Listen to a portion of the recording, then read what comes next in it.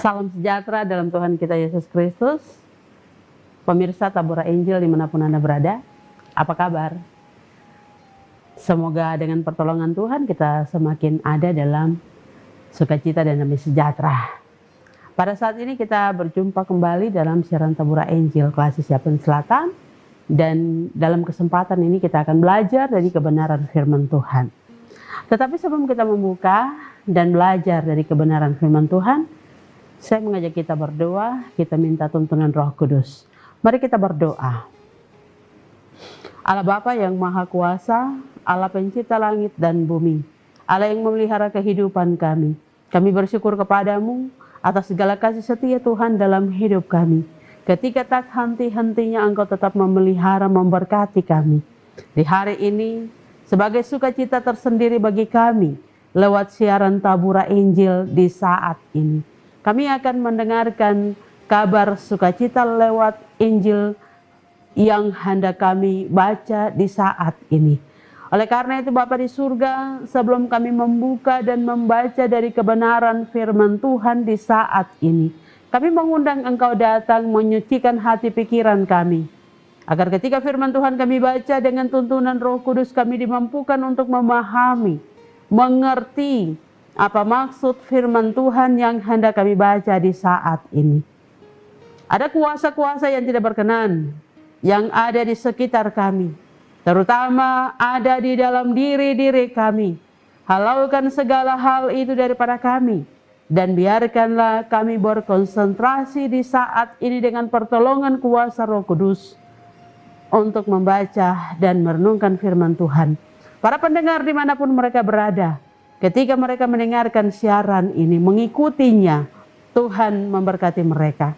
Biarlah mereka juga dikuduskan, disucikan untuk ada dalam persekutuan bersama di saat ini. Inilah kami ya Tuhan, kami hendak merenungkan kebenaran firman Tuhan lewat channel YouTube Yapen Selatan di saat ini. Amin. Firman Tuhan bagi kita di saat ini terdapat dalam kitab Kudus Perjanjian Baru, yaitu kitab Kolose. Kita akan baca dari kitab Kolose pasal 3 ayat 1 hingga ayatnya yang keempat.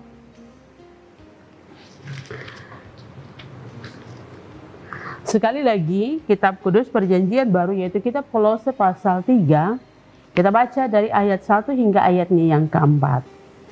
Saya akan membaca bagi kita bersama di saat ini. Bapak Ibu akan melihat dalam Alkitab masing-masing. Ketika sedang ada di rumah, tetapi juga yang sedang keluar dan mendengarkan siaran ini dapat mendengarnya dengan seksama. Kitab Kolose pasal 3, ayat 1 hingga ayatnya yang keempat, yang berbunyi sebagai berikut. Karena itu, kalau kamu dibangkitkan bersama dengan Kristus, carilah perkara yang di atas, di mana Kristus ada, duduk di sebelah kanan Allah. Pikirkanlah perkara yang di atas, bukan yang di bumi. Sebab kamu telah mati dan hidupmu tersembunyi bersama dengan Kristus di dalam Allah. Apabila Kristus yang adalah hidup kita menyatakan diri kelak, kamu pun akan menyatakan diri bersama dengan Dia dalam kemuliaan. Demikian bagian firman Tuhan bagi kita di saat ini. Kiranya dengan kuasa Roh Kudus menolong memampukan kita sebagai pribadi, lepas pribadi, memahami akan kebenaran firman Tuhan di saat ini. Bapak Ibu, para pemirsa dimanapun Anda berada, tema bagi kita mengantarkan kita memahami bagian firman Tuhan ini adalah ibadah yang benar. Ibadah yang benar.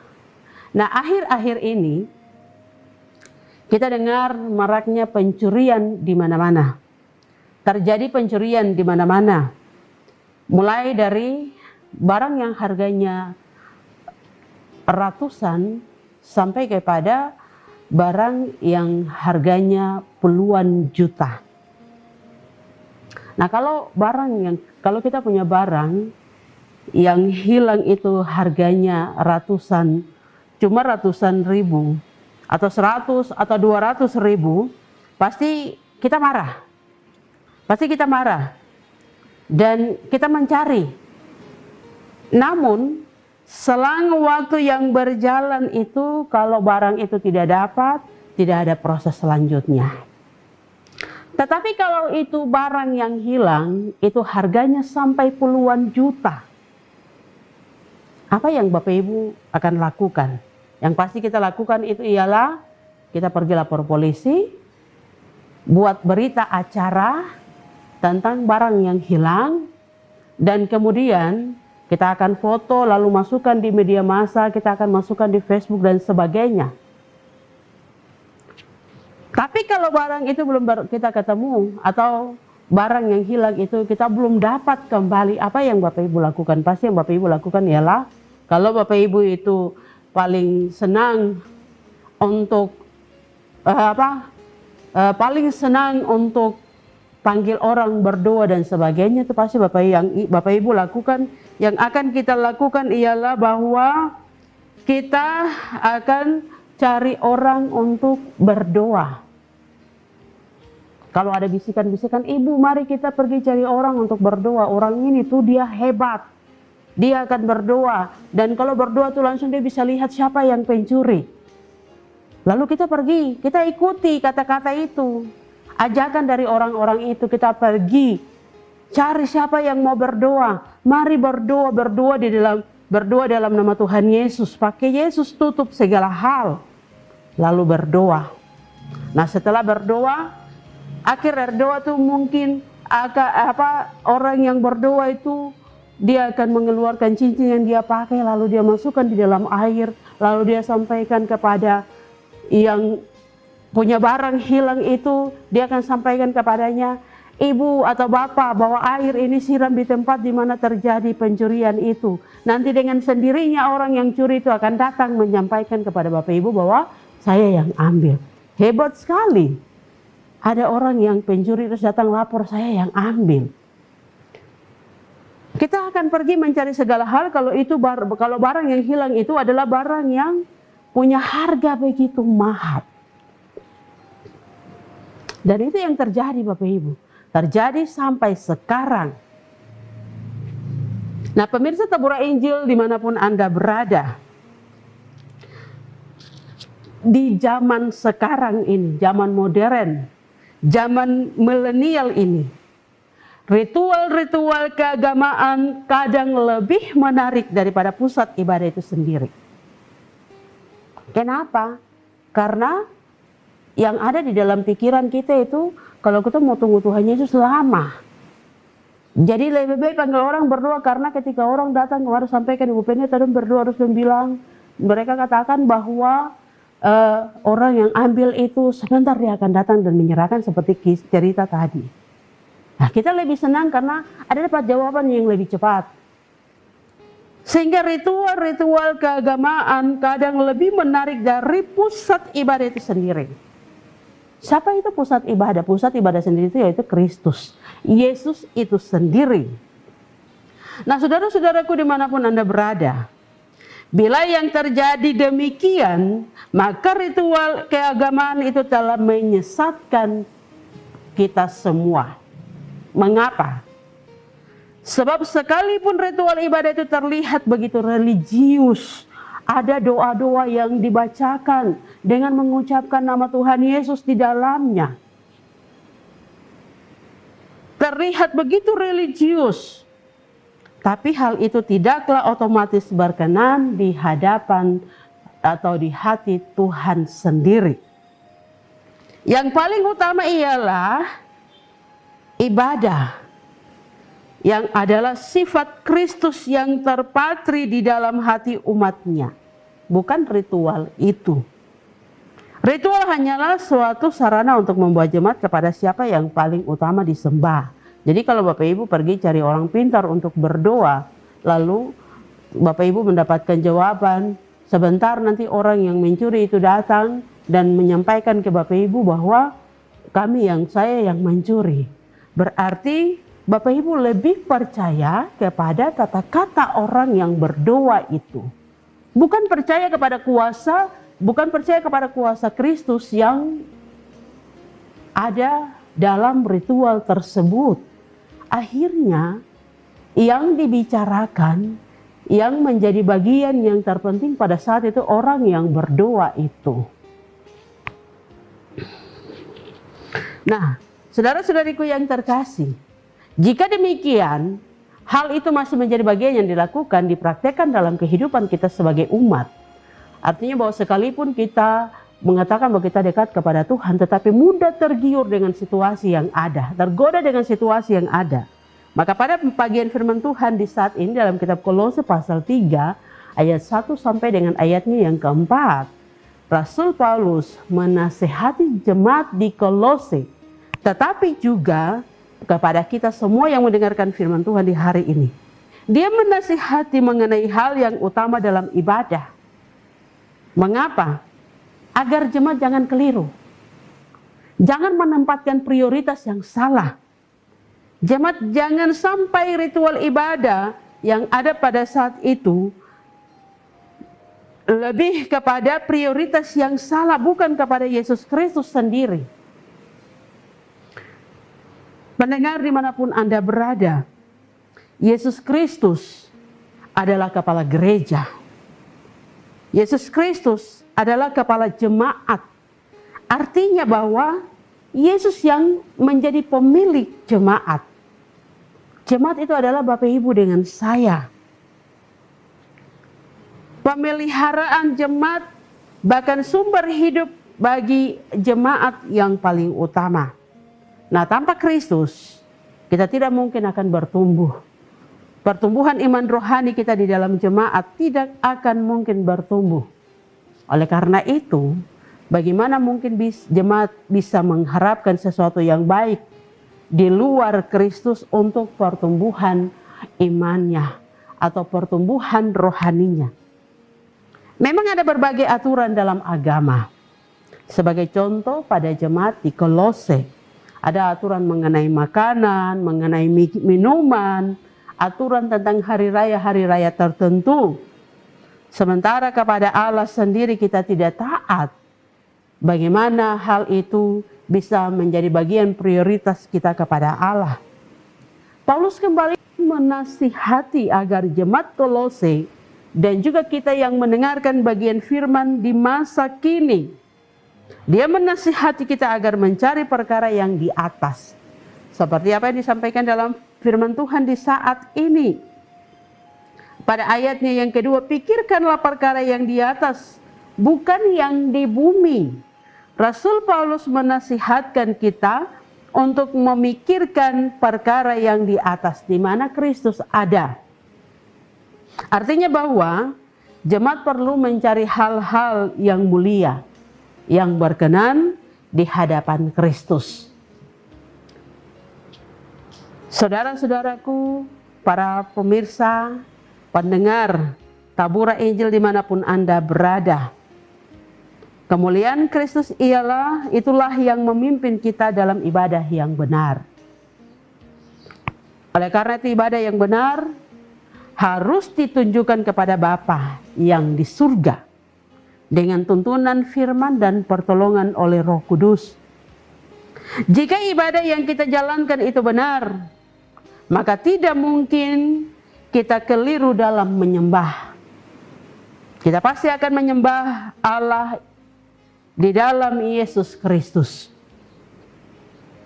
Dan pada gilirannya nanti, hidup kita pun akan diubah menjadi suatu hidup yang memuliakan Allah dan menjadi berkat bagi sesama manusia. Para pendengar dimanapun Anda berada, dengan situasi dan kondisi yang ada, tetapi dengan berbagai persoalan kehidupan yang ada, mari kita tetap mengutamakan Kristus sebagai prioritas dalam diri kita. Sebab harga kita telah dibayar mahal olehnya. Karena itu mari kita menjadikan Dia prioritas dalam hidup kita. Tuhan memberkati kita semua. Amin. Demikian telah kita dengarkan bersama dan ikuti bersama siaran Tabura Injil lewat firman Tuhan. Kita akan mengakhirinya dengan berdoa. Mari kita berdoa. Ya Tuhan Allah, pencipta langit dan bumi, Allah yang kami sembah melalui Putra Tunggal Yesus Kristus. Pada kesempatan saat ini, kami bersyukur kepadamu atas perkenaanmu bagi kami lewat channel YouTube Kelas Sisiapan Selatan. Kami telah belajar dari kebenaran firman Tuhan di dalam kitab Kolose pasal 3 ayat 1 hingga ayat yang keempat. Terima kasih untuk kesempatan yang telah Engkau berikan di hari ini bagi kami. Kami mohon Tuhan biarkanlah Roh Kudus tetap ada dalam diri kami untuk memampukan kami yang telah mendengarkan, belajar dari firman Tuhan di saat ini. Agar lewat tuntunan Roh Kudus, kami mau dituntun untuk melakukannya dalam kehidupan kami setiap hari. Agar tugas tanggung jawab kami dalam kehidupan setiap hari menjadi berkat bagi kami, keluarga kami, di tempat kami bekerja, dan di mana saja kami berada. Berkati kami dalam seluruh kehidupan kami, baik itu sebagai orang-orang yang sudah dewasa, bahkan anak-anak yang masih kecil. Tuhan memberkati kami.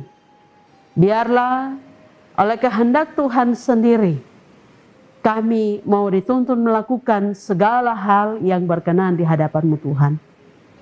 Dan kami tidak lupa untuk memprioritaskan Tuhan Yesus Kristus dalam diri dan kehidupan kami melalui ritual-ritual ibadah kami. Terima kasih Bapa di surga, para pendengar dimanapun mereka berada, dengan segala persoalan kehidupan mereka, baik itu yang menjadi pergumulan pribadi, tetapi juga pergumulan bersama mereka, baik di dalam tugas tanggung jawab kehidupan keluarga mereka masing-masing, tetapi juga di tempat mereka bekerja, dalam kehidupan pelayanan-pelayanan mereka, tetapi di mana saja mereka berada. Tuhan memberkati setiap mereka. Pergumulan yang bisa diselesaikan, tetapi juga yang tidak bisa diselesaikan, dan membutuhkan berbagai macam hal menjadi bagian untuk menyelesaikan segala pergumulan itu. Tuhan menolong mereka di mana saja mereka berada. Tuhan memampukan mereka untuk bisa melalui segala hal yang menjadi bagian dialami dalam segala kehidupan mereka. Terima kasih Bapa di surga, kami juga berdoa di hari ini bagi tim yang bekerja menyiapkan segala hal sampai dengan Tabura Injil ini akan disiarkan dan didengarkan oleh setiap pemirsa Tabura Injil di mana saja mereka berada, tetapi juga yang secara khusus yang berada di Kelas Sisiapan Selatan ini. Tuhan memberkati tim yang telah bekerja. Tuhan menolong mereka, beri kesehatan, kekuatan, agar supaya mereka dapat melakukan yang terbaik dalam melayani pekerjaan Tuhan lewat siaran Tabura Injil ini. Terima kasih Bapa di surga. Seluruh kehidupan kami bawa dan memohon Tuhan, Engkau menolong kami dalam segala persoalan-persoalan hidup kami. Tetapi ya Tuhan, pada kesempatan ini kami memohon pengampunan-Mu bagi kami, dan layakkanlah kami menjadi penerima-penerima berkat yang Engkau mau berikan bagi kami. Terima kasih Bapa di surga, ini seluruh hidup kami. Kami mohon Tuhan memberkati kami. Amin. Demikian telah kita ikuti bersama perenungan firman Tuhan lewat siaran Tabura Injil Kelas Sisiapan Selatan. Terus saksikan siaran Tabura Injil Kelas Sisiapan Selatan setiap harinya lewat channel YouTube Kelas Sisiapan Selatan. Tuhan memberkati kita semua. Shalom.